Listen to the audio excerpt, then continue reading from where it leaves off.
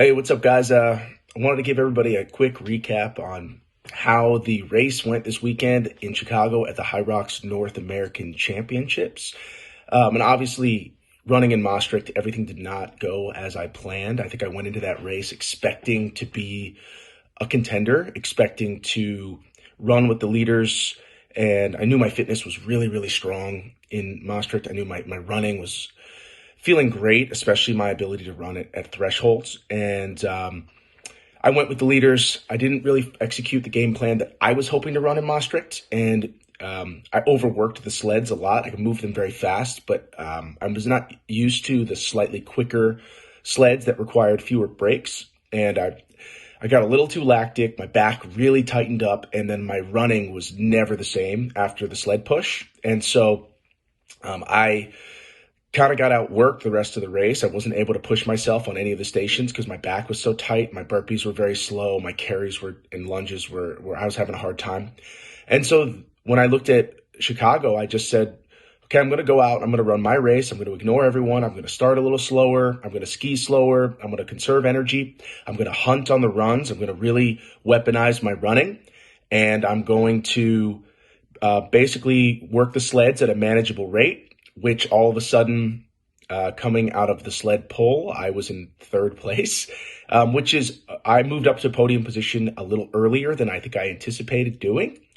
And yet I knew as soon as I moved into third place on the sleds and I came off it and I knew how good I was feeling on the next run, I said, I'm going to win this race. I knew right away.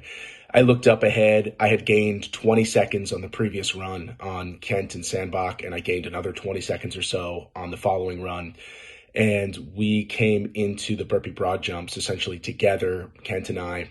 I think I was ahead of him at that point. And then Sandbach, he was a length of burpees ahead of me, and I gained another 20 seconds on him on the next run. And all of a sudden, we were battling in a war. I knew he'd pull away on the rower. I didn't worry about it. I knew Dylan would take a few seconds on me on the rower. I didn't worry about it. And then when we came in, again, I outran them a little bit on the next run, came into the farmer's carries, and I knew right there I was going to take the lead, and I was never going to give it up. And so I just basically ran my butt off the rest of the race. And I think Dylan and we both executed a very similar game plan, which was run our race, hunt from the back, chase hard, and close strong. And he ran an unbelievable race himself. Perfect execution. It was magnificent for both of us. And but I knew if I got into the wall balls at the same time as him, I was going to win that race. We came out of the lunges maybe a second apart, and I put maybe 6 or 7 seconds on him on the next run.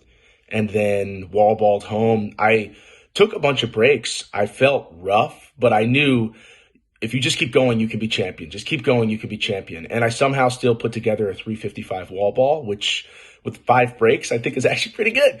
And there we have it. So the race went as perfectly as I could have asked for.